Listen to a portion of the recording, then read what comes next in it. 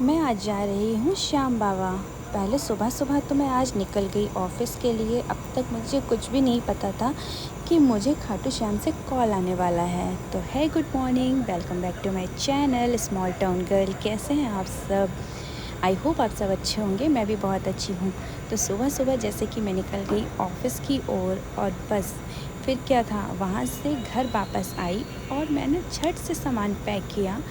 ये बोले कि चलो कल संडे है, मंदिर में दर्शन कराते हैं। फिर क्या था, हमने एक जोड़ी अपने कपड़े उठाए और बैग पैक किया और निकल गए श्याम बाबा की ओर।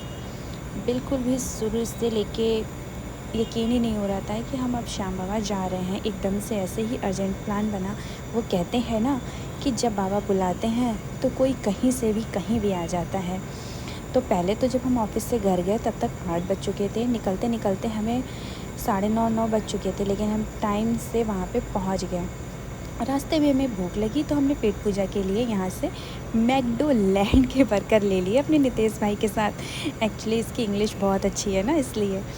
तो बर्गर वगैरह खा लिए थे। अब हम पहुँच गए थे श्याम बाबा। तो हमने फटाफट से रूम लिया और गाड़ी पार्क की। फिर थोड़ा सा रेस्ट करूँगी। उसके बाद हमने सोचा था कि हम सुबह को दर्शन कर लेंगे, लेकिन ये लोग इतना थक गए थे तो बोले पहले आराम से सोएंगे और फिर 9-10 बजे तक या 12 बजे तक दर्शन करेंगे। इन लोगों का ये प्लान है। इस बात पे हम लोगों की बहस भी हो गई, लेकिन आखिरकार मुझे बहस में हारना ही पड़ा क्योंकि ये लोग मुझे लाए थे यहाँ तक। तो फटाफट इनकी बात मानकर मैंने अपने नितेश भाई से सारे कपड़े प्रेस करवा लिए और ये अभी भी सो रहे थे जब तक सब रेडी हो गए थे। अब हम रेडी होके निकल गए थे दर्शन करने। गर्मी इतनी थी कि मैंने जीन्स और शर्ट ही डाल ली थी, लेकिन मैंने चुनरी ले ली थी। फर्स्ट टाइम मंदिर जा रही हूँ शादी के बाद, तो ये दुपट्टा लेना ज़रूरी था। फिर हम मंदिर की लाइन में लगे। बहुत धूप थी, बहुत भीड़ भी थी। अब मैं बाबा के करीब जा रही हूँ। दर्शन कर लिए मैंने अच्छे से। अब मैं वापस आ गई हूँ क्योंकि मैंने वो चीज़ नहीं रिकॉर्ड की। उस समय मैं अपने बाबा से कुछ पर्सनल बात कर रही थी तो मैंने कैमरा को बंद कर दिया था। अब वापस आ रहे थे। अब हमें भूख लग रही थी क्योंकि टाइम बहुत हो गया था। लाइन में खड़े खड़े भी दर्द हो गया था। आपको मैं दिखा रही हूँ, आप ये देखो, लाइन में इतनी भीड़ थी। इतनी भीड़ हमेशा होती है बाबा के दरबार में, और एकादशी होती है तो बहुत ज़्यादा। फ़िलहाल इतनी भीड़ से बचते बचाते धूप इतनी तेज़ थी तो मैं दुल्हन बन गई एकदम से।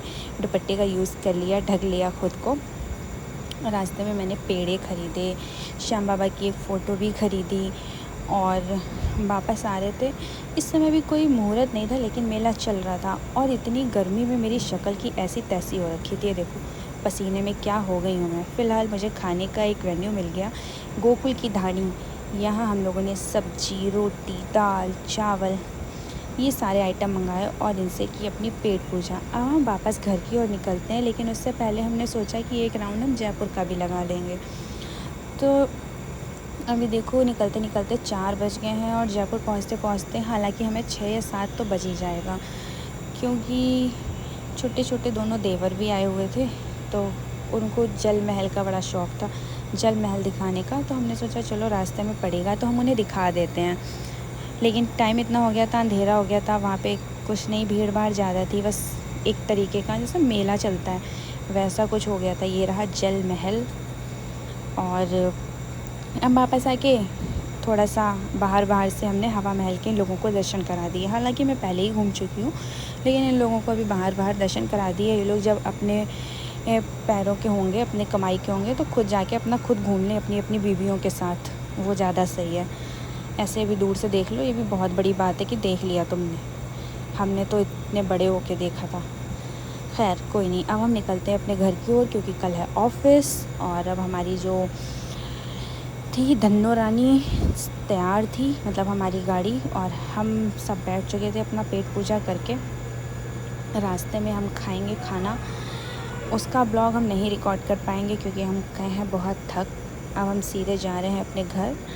आज का ब्लॉग कैसा लगा हो आप मुझे ज़रूर कमेंट्स करके बताना। आप लोग कब कब जयपुर और श्याम बाबा गए हो मुझे ज़रूर कमेंट में बता देना, और जय श्री श्याम भी लिख देना अगर श्याम बाबा के भक्त हो तो। ठीक है, good night, bye, thank you.